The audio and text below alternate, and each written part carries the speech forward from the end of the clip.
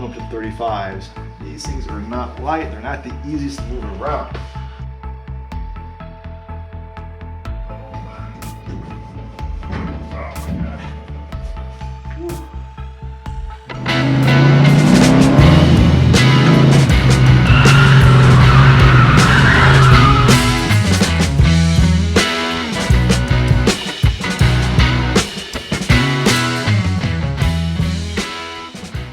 My name's Wayne and welcome back to the channel. So this is the next video in my overland build series for my M416 trailer.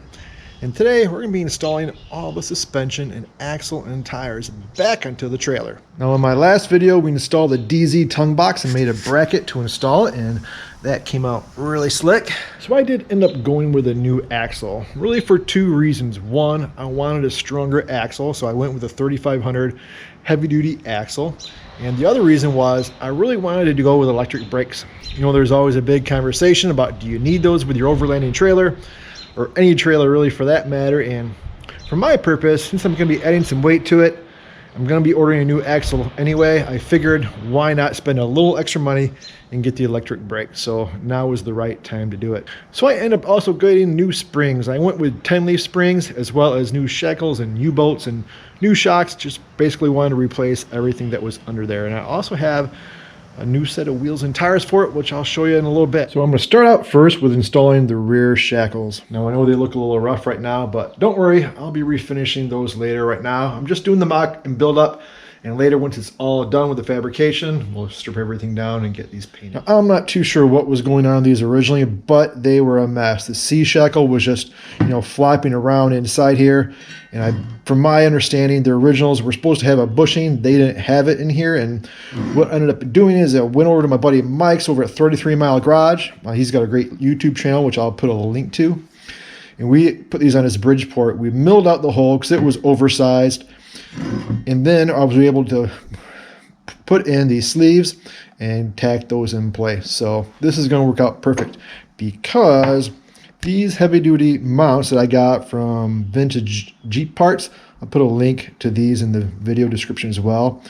So this is the mount. It comes with a sleeve, and the sleeve fits right inside, the bushing fits right inside the sleeve that we installed. So that is going to be perfect. So let's get these rear mounts bolted to the frame, and then we'll get the leaf springs attached to the shackles.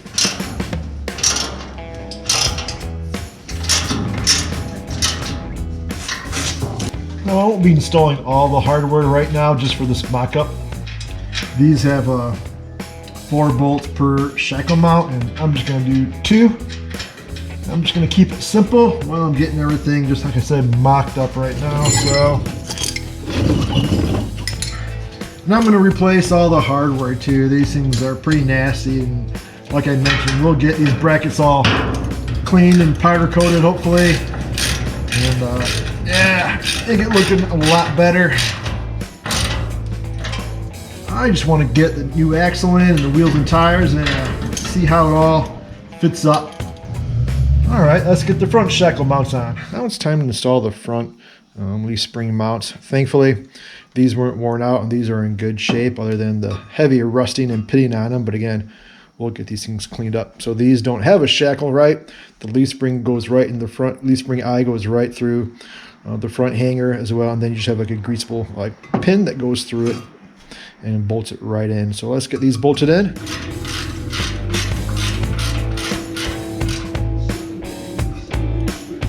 All right, and here's my leaf springs, just as they basically came from Vintage Jeep Parts. So I just got to take off the packaging, then we'll get them laid out. I took off the wrapping on the one leaf spring just to check the bushing fitment, and they looked really good. So we'll go over that in a minute. Let's just get them all unpackaged first. All right, so I already showed you the rear heavy-duty shackle I have, but I wanted to show you the difference between the two bushings.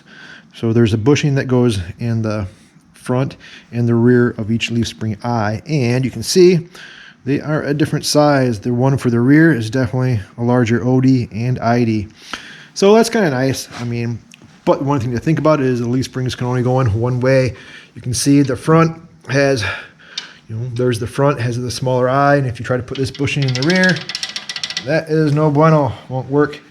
And again, here is the front bolt, so it is greasable.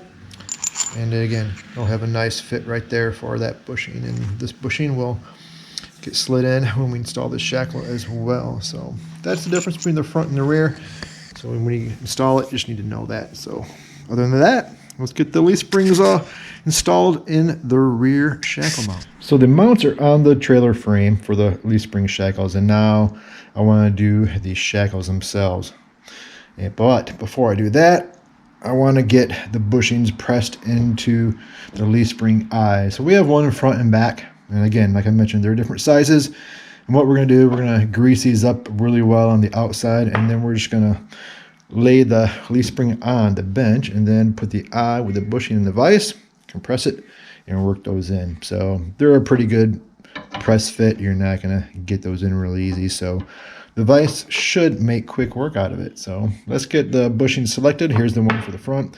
I need to pull the one out for the rear and get those greased up and pressed in.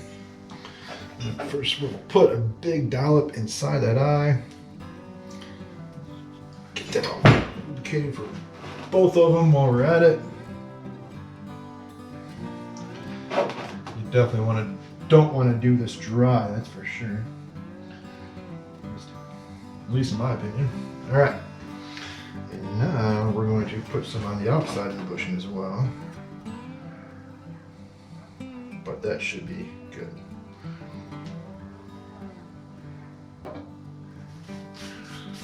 Get tidied up a little bit.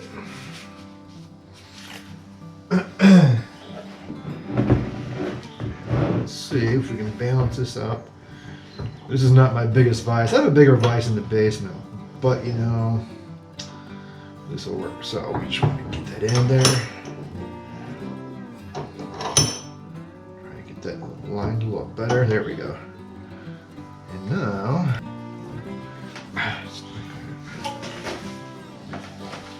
doesn't look straight, but it's going in. Do a little leverage here and get a wrench on the end of our vise handle. Seems a little easier for us. I'm gonna add just a little bit of grease. I'm sure I don't have to. It's a pretty tight fit. Once they're in, they're in.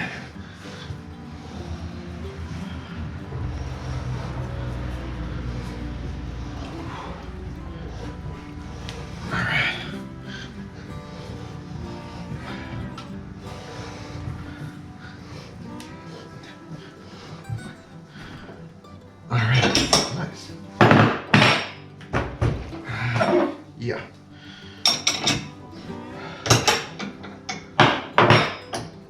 But that went pretty effortlessly. And all right.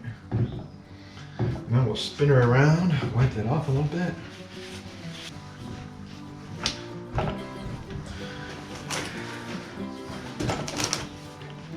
And these 10 leaf springs have got some weight to them, I'm telling you. Not the lightest things. Oof. Chaos up here. Okay, and now, yeah, whatever. Let's see, I get it.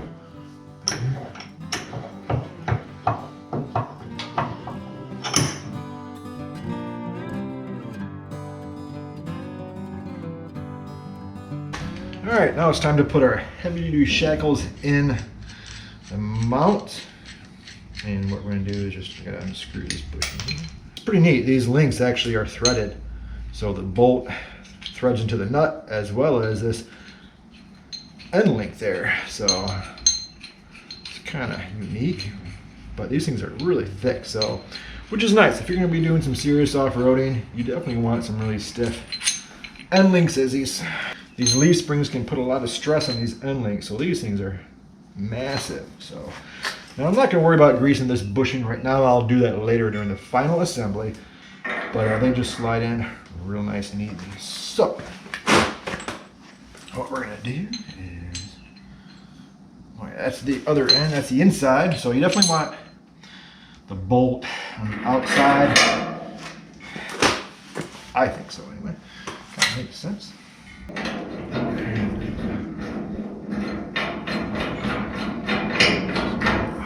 thread that on, add a washer, as well as our great big castle nut, and we'll add those zip fittings and grease them all up later. Now we're just testing our assembly, making sure everything is all good. And we'll kind of leave it a little loose so we can get this beast up in there. All right, so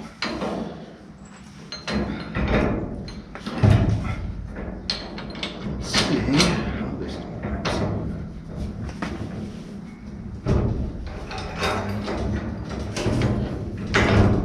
Oh yeah, I forgot. I forgot about the thread. It's got to thread it in. Jeez and Pete's. That is unique. All right. All right, so threads are through. Let's get the nut on. All right.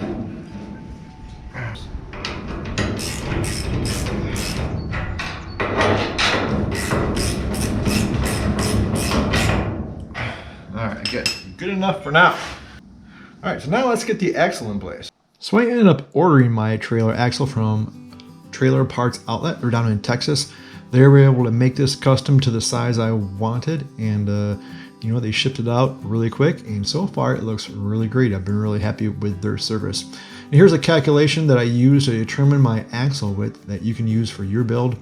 And if you've been seeing my other videos, you know that I do a lot of work in CAD, so I actually added wheels and tires to my CAD model. That way I could double check my trailer axle width measurements.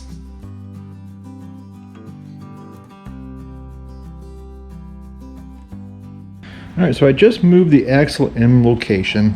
It's not bolted up yet. We're gonna do that now, so no big deal. Just walked it over, got it sitting on the springs, and then once we bolt the lead spring to the shock plates and U-bolts, then we can use the jack just to lift up the whole assembly, and then we can bolt it to the front with these spring mounts. That's the plan.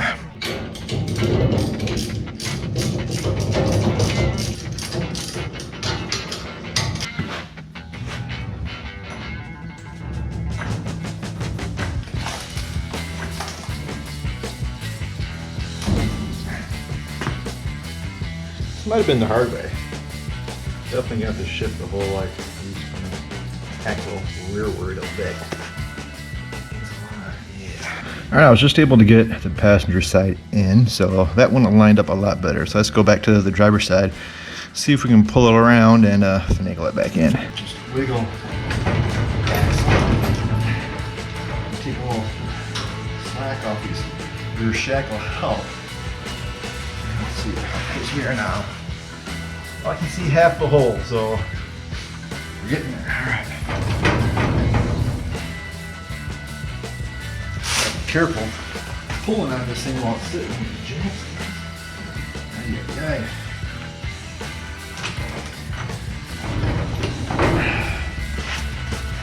Oh, that might be it if I let it down here. Oh man, these are in business. Oh yes. Finally got it in. Had to get the right angle of everything and really having to pull that axle rearward to get it all lined up. Okay, wow. Craziness. So I ended up getting my spacers from AdapItUSA.com. These guys are great. You know, they make custom spacers or adapters you can use for your build. And you know, so far these things look fantastic. All right, now we can bolt in our 2-inch wheel spacers. Again, these are needed to clear the hubs on these trailer axles if you want to run like an automotive wheel, which I want to do. So the bolt pattern is all the same. You know, this is the same bolt pattern and thread size as our tow rig, our Jeep Rubicon. So we just again needed to space it out so the wheel would clear. So that's how she's going to go on. And when ordering your axle and figuring that out, you got to take this into account. So I ordered a 53.5-inch axle because I wanted 57.5, so 4 inches of spacers total, right? So that gives me my 57.5-inch, which was my desired wheel axle width from flange to flange. Now let's get these on, and then we can get the wheels and tires on.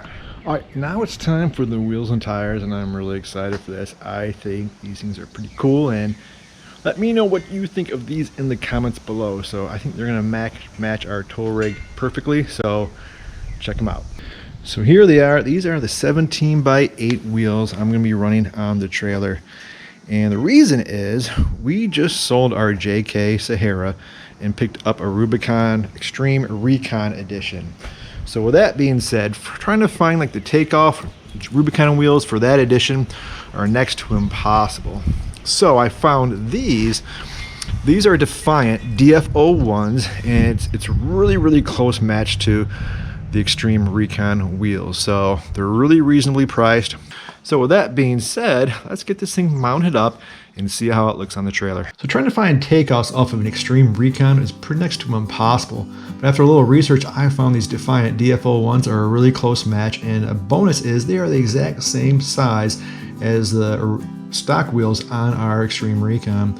And for tires, I'm going to be running the same size, the BFG 315s, and I found a local set that were takeoffs actually from a Raptor a guy had. Now the only downside of these tires and wheels are this combo weighs a ton. I mean, it's not really the wheel's fault per se, but golly, going up to 35s, these things are not light. They're not the easiest to move around. Let's see if the trailer is jacked up enough to get these things even on. Oh my god. Oh yeah, plenty high up.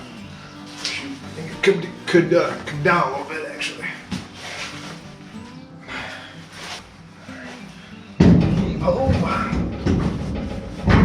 my god. Whew. Feel all that. Alright.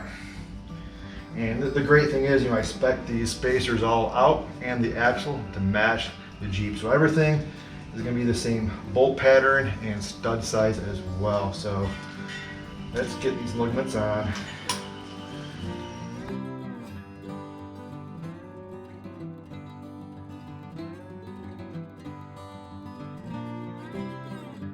All right, it's finally back on its own weight off the jack stands from the back and front. So, and man, these things look awesome. So, I know you're probably wondering what type of clearance I have between the tires and the tub. And let's try to give you a little peek here what they look like. So I probably have about, I tried to measure down here at the low point between the frame rail and the tire. I probably have like 1.5 inches, 1.75 inches here. And then as the sidewall of the tub goes out, it's actually, there's some bends and bows in it. So it's a little closer at the top of the tire. I probably have about 1.25 inches gap at the top. But yeah, I mean, it's no problem. I have about 2 inches of, or just less than 2 fingers width at the top. So I measured that out at like 1.25 inches at the top. So overall, I am really happy with how it fits and looks. We have lots of room between the leaf springs and the tub. I mean, there's going to be no really flex at the top of the tire to the tub when you're driving this, right? Even if you're aired down, your tires will squish at the bottom, but they won't at the top, and there's no way it's going to move inward an inch, that's for sure. So that's cool, and I like it because it's going to keep the tires nice and tucked in towards the trailer, and they won't be sticking out.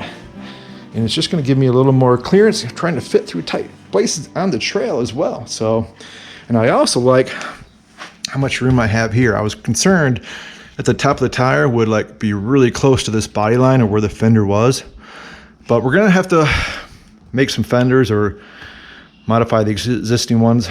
And what my thought is maybe get these original brackets off, move them out, or maybe make a sheet metal fender, or maybe try to do something a little more exotic with a tube fender. But I just like, this clearance that I have now. So I have plenty of vertical travel up to this body line, because basically, your fender can go easily, your fender could go up to this body line. Anything higher would be a little difficult, and I think that'll be perfect height. Try to build something cool. So that'll be another video, but man, super cool to get all the suspension on. And again, we're just mocking this thing up because it's all going to get torn down pretty soon. So for paint and body work, but I'm going to get this thing wheeled out into the driveway. All right, getting the trailer outside for the first time in a long time this evening, and man, It looks even better. Those wheels look serious, ready for the off-road, but very cool.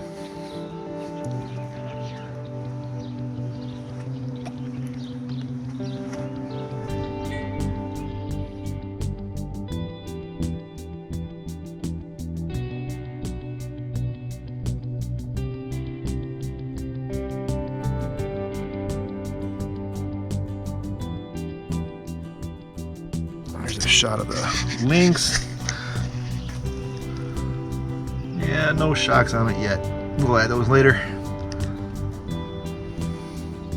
Well, that's going to be it for this video. And you know, I am really happy with how these wheels and tires and all the suspension came out that we just installed. So I think the fitment is perfect. So hopefully you enjoyed the video. And if you did, please hit the like button. And don't forget to subscribe if you haven't yet. You know, if you turn that little bell notification, you'll be notified each and every time I upload a new video. Thanks for watching, and I'll see you next time.